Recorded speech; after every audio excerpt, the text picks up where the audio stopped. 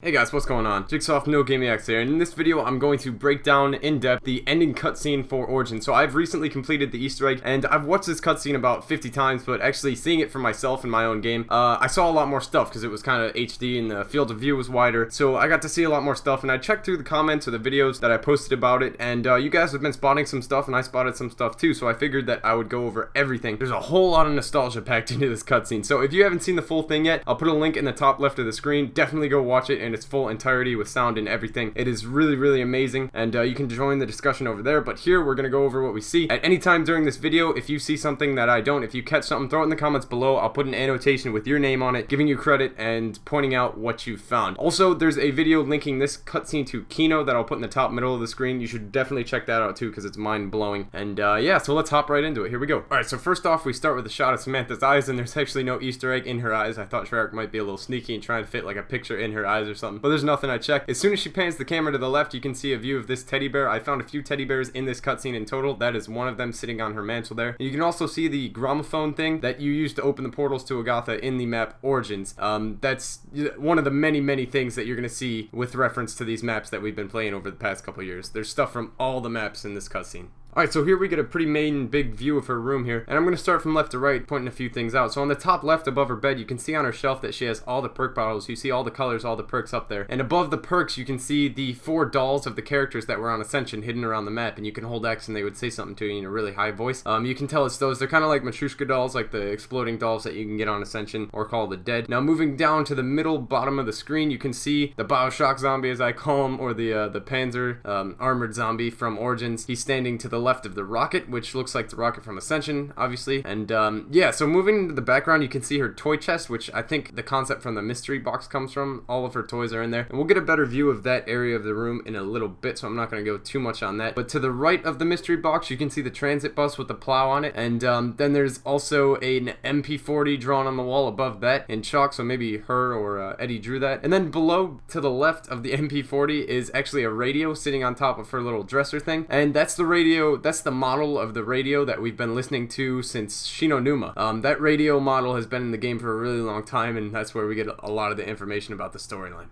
Alright, so I want to draw your attention to the top left of the screen above her bed. Now, if you see that, there's a Group 935 symbol, like the little hand holding the ball like there is on Der Riese and all the other maps with Group 935 references, even Origins. So this kind of brings up a question. If the story is completely made up, then Group 935 should not exist, yet there is a logo of Group 935 in the top left. Not to mention that the leader of Group 935, Dr. Maxis, is Samantha's dad, and the dad that calls out to Samantha in this cutscene sounds exactly like Maxis. So is Group 935 actually real, and she's just playing parts of her life into the story, or what's going on? Also, to the right of the 935 symbol, you can see a poster that looks like somebody getting sucked into a Gersh device or some sort of portal that we've seen throughout the maps, and either 2 people trying to grab his feet or zombies trying to eat him. So yeah, you make the call on that one, but comment below, tell me what you think about the 935 thing. That's kind of interesting to me. So here we got a shot of Eddie holding some characters, and you got another Panzer zombie to the right, but if you look on the floor, I don't know if you noticed what they're doing, but what they do is they draw an outline with chalk on the ground. That's actually the map that they play with the dolls in. So literally the answer to how we get around from map to map is they just erase the floor and then they draw in a new map, and that is how we get the new maps. So yeah, I think that's Treyarch saying that they didn't make Shangri-La, Edward made Shangri-La, or maybe Samantha did, and it's their fault. It's not Treyarch's fault, that was them. Anyways, yeah, so that's kind of cool, just thinking about how we get from map to map right there. That's kind of simple. And then they just put the dolls in and start playing with them. But anyways, right to the right of Eddie's head, you can see the giant Titan robot from Origins that will stomp on you, and you can teleport up into it. And to the right of that, you can see the mannequins from Kino der Toten,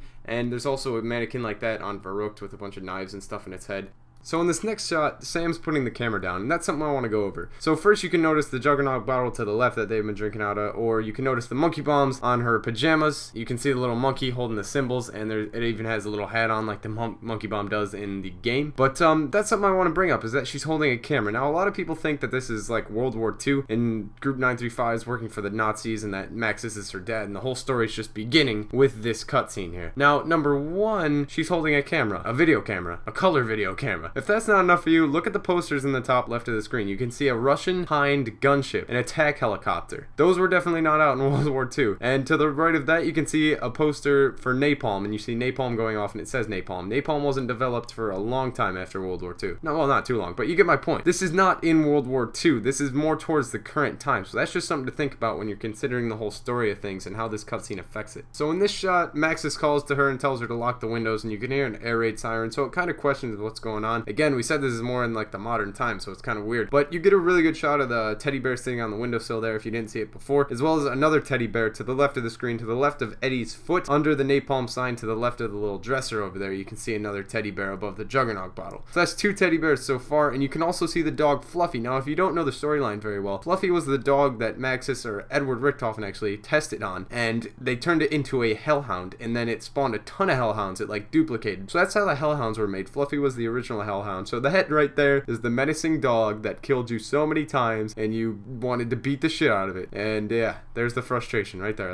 That's Fluffy. Alright, so now they go out the door and presumably into the basement like Maxis commanded. Now, this is the last shot that I really want to discuss with you guys, and obviously to the left you can see the new crew, the crew from Transit and Die Rise and Buried that you're familiar with from Black Ops 2. The new guys that got mixed opinions. Some people like them, some people don't, but not the original characters. Those are the new characters. And also on the bedpost you can see Eddie and Sam have tally marks. Probably a scoreboard, I'm thinking. And notice that Sam has double the points of Eddie, when clearly in the cutscene it seemed like Eddie was better at zombies than her, like making the stories and stuff. So really think about that. I mean, I definitely think the fact that the dog kicked the camera and it ended up looking right at them in the darkness under the bed, the new crew, and the tally mark, we can get some really, really good theories going for this. This is all you guys. I want you to comment down below, and hopefully we can develop some theories on this. It just makes way too much sense. I mean, it's way too convenient. The dog kicks the thing, they leave us with those tick marks, and it's looking straight at those characters who are under the bed.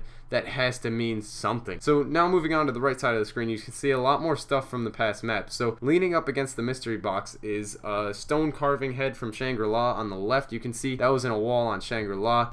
Actually there were multiple of those. There were multiple ones of those around the map. And to the right of that you can see the goldenrod, which we got in Call of the Dead. It was a main part of the Easter egg. It was one of Richtofen's parts for the MDT pyramid, and you put it in the pyramid at the end of the moon Easter egg and it opens up. So there's a lot more stuff on the shelves actually if you want to look at that. It looks like a weird Egyptian hieroglyphic up all the way on top above the shelves. And to the right you can see the poster that's all the way on the left, like the very left poster, but it's to the right of the shelves. It says auto turret, and I think it's referring to the one in the farm map on Transit that you can build. So there's also a really long stick on the left. I'm wondering, I mean, that kind of looks like a bow and arrow. I don't know what that would be referring to. Anyways, I'm really interested in seeing your guys' theory for the left side of the screen. You know, the new characters under the bed and those tally marks. That's really interested. That's what I want to know. Try and develop something and put it in the comments down below. But what I want to talk about right now is the zombie storyline. And there's a lot of rumors going around like this is the ending. This is the end cutscene. That's it. They summed it up. This is the end and that's it. Treyarch saying goodbye. No way. No way. The zombie storyline is not over for so many reasons. Now, I made a video when Moon came out for Black Ops 1, and everyone thought that ended the zombie storyline. I said these exact same 2 points, like literally the exact same 2 points that I'm about to say right now. Number 1, it would not make any sense for them to do it. They would be stupid. About half the people that bought Black Ops 2 probably bought it just for zombies. They have so many fans that just buy their products only for zombies. And if zombies weren't in the game, they would not buy it. It is one of their biggest money makers. I mean, it beats Infinity Ward's extra mode any day. It's one of the biggest things Treyarch has going for them, and they would be so stupid to let it go. Whether they continue the storyline or not, there will be zombies in the next Treyarch game. I can guarantee it. And if that fiscal reason doesn't really, you know, give you a lot of confidence that it's coming back, think about the giant cliffhanger that they left us with. Again, I'm gonna say it again. If you haven't seen the full cutscene, I don't know why you're watching this video. At the end, there's a huge cliffhanger, a huge foreshadowing. She says, "We're gonna make it right. I wish these characters were real in our stories," and then she says, "We're gonna make it right. My dad has a plan." That is the biggest cliffhanger, the biggest foreshadowing in zombies history. They are definitely leading us on to an next map.